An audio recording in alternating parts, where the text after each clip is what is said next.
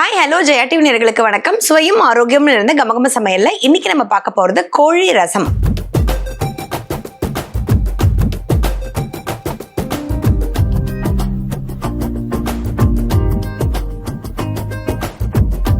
இந்த ரெசிபியை பண்றதுக்கு தேவையான பொருட்கள் என்னென்னு பார்க்கலாம்.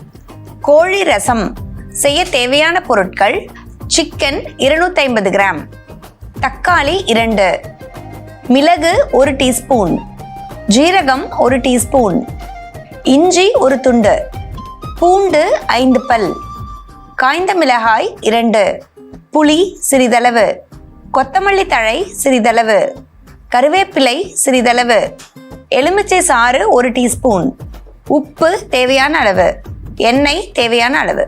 கோழி ரசம் பண்ணுறதுக்கு தேவையான பொருட்கள் என்னென்னு பார்த்தாச்சு. எப்படி பண்ணுறதுன்னு இப்போ பார்க்கலாம். இப்போ ஃபர்ஸ்ட் பார்த்தீங்கன்னா நம்ம ரசத்துக்கான மசாலா வரைக்க போகிறோம். அதுக்கு ஒரு மிக்சிங் பவுல் எடுத்திருக்கோம். இதில் தேவையானது எல்லாமே சேர்த்துடலாம். ஒரு தக்காளி ஆட் பண்ணுறோம். இது கூடவே ஜீரகம் 1 டீஸ்பூன், மிளகு 1 டீஸ்பூன், பூண்டு 3 பல்லு சேர்த்துக்கலாம். நம்ம யூஸ்வலாக ரசம் வைக்கும் போது கொஞ்சம் பூண்டு கம்மியாக சேர்ப்போம். இது நமக்கு கோழி அப்படிங்கிறதுனால இஞ்சி பூண்டு பேஸ்ட் சேர்த்த மாதிரி நமக்கு அந்த ஃப்ளேவர் வரணுங்கிறதுக்காக கொஞ்சம் நம்ம பூண்டு சேர்த்துருக்கோம். இஞ்சியும் ஆட் பண்ணிக்கலாம். இது கூடவே கொஞ்சம் புளி, கூட கொஞ்சம் கொத்தமல்லி தழையும் ஆட் பண்ணலாம். கொஞ்சம் உப்பு, இந்த மசாலாக்கு தேவையான உப்பு சேர்த்தாச்சு. இப்போ இது எல்லாத்தையும் சேர்த்து நம்ம பேஸ்ட்டை அரைச்சு கொண்டு வந்துடலாம்.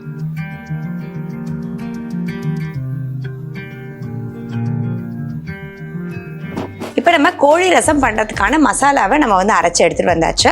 இப்போ ஒரு பக்கம் பார்த்தீங்கன்னா கடாயில் எண்ணெய் விட்டு வச்சுருக்கோம். இந்த கடாயிலேயே நம்ம இப்போ தாளிப்பு சேர்த்துடலாம். 2 காஞ்ச மிளகாவை நம்ம கிள்ளி தாளிக்கிறோம். 2 காஞ்ச மிளகா, கொஞ்சம் கருவேப்பிலை.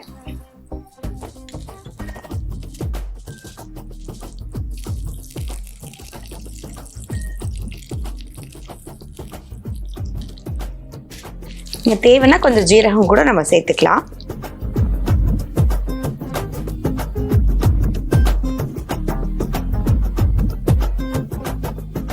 தாளிச்சுட்டு இப்போ இதில் அரைச்சி எடுத்துட்டு வந்த பேஸ்ட்டை நம்ம சேர்த்துடலாம்.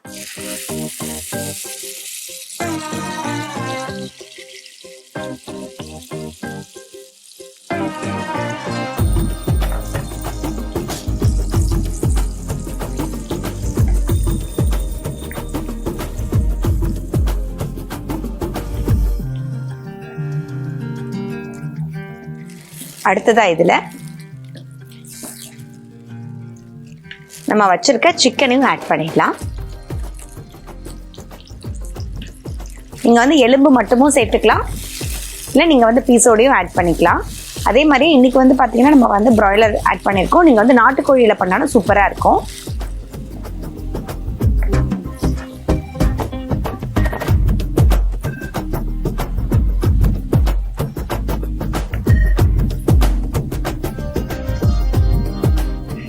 இப்போ இது ரசங்கிறதுனால நம்ம வதக்கணும்லாம் அவசியம் கிடையாது.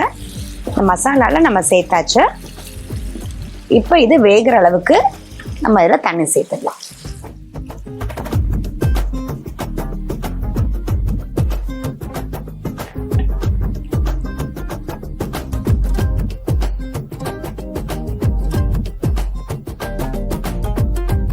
இப்போ ரசத்துக்கு பார்த்தீங்கன்னா நம்ம தேவையான அளவுக்கு தண்ணி விட்டாச்சு. நமக்கு கோழி வேகிற அளவுக்கு நம்ம விட்டுருக்கோம்.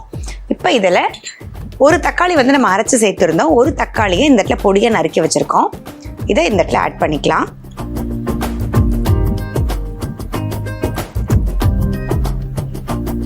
இப்போ இதை ஆட் பண்ணிவிட்டு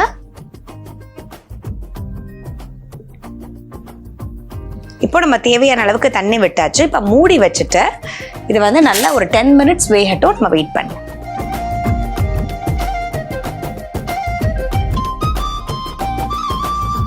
நம்ம பண்ணிட்டு இருந்த கோழி ரசம் பார்த்தீங்கன்னா சூப்பராக ரெடி ஆயிடுச்சுங்க. நல்லா கமகமன் ரெடி ஆயிருக்கு. பார்த்தீங்கன்னா தெரியும், நல்லா சிக்கன்லாம் நமக்கு வெந்து கொதிச்சு ரெடி ஆயிடுச்சு. இப்போ இதில் ஃபைனலாக இறக்கிறதுக்கு முன்னாடி நம்ம கொஞ்சம் லெமன் ஜூஸ் ஆட் பண்ணிக்கலாம். இந்த புளிப்புக்காக இது கூடவே கொஞ்சம் கொத்தமல்லி தழை. ஆஃப் பண்ணுறதுக்கு முன்னாடி கொஞ்சம் கொத்தமல்லி தழை போட்டு நம்ம ஆஃப் பண்ணிக்கலாம். இப்போ பார்த்தீங்கன்னா சிக்கன் நல்லா நமக்கு வெந்து நம்மளுடைய ரசமும் ரெடி ஆயிடுச்சு.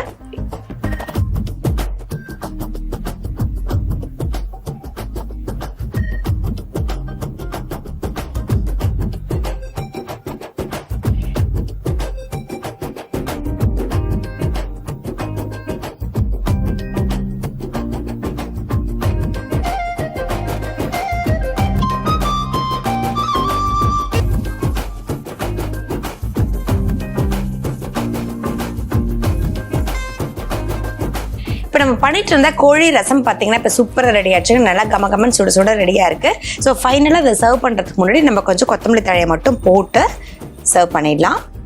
ஸோ இது எல்லாமே நம்ம வந்து ஃப்ரெஷ்ஷாக அரைச்சி தான் மசாலா சேர்த்துருக்கோம். ஸோ அதனால் வந்து பார்த்தீங்கன்னா ரொம்ப ஹெல்த்தியாக இருக்கும்.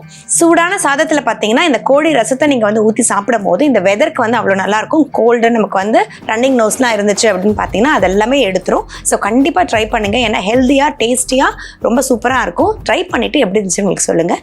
இதே மாதிரி ஒரு சூப்பரான ரெசிபியோட இன்னொரு செக்மெண்ட்டில் மீட் பண்ணலாம்.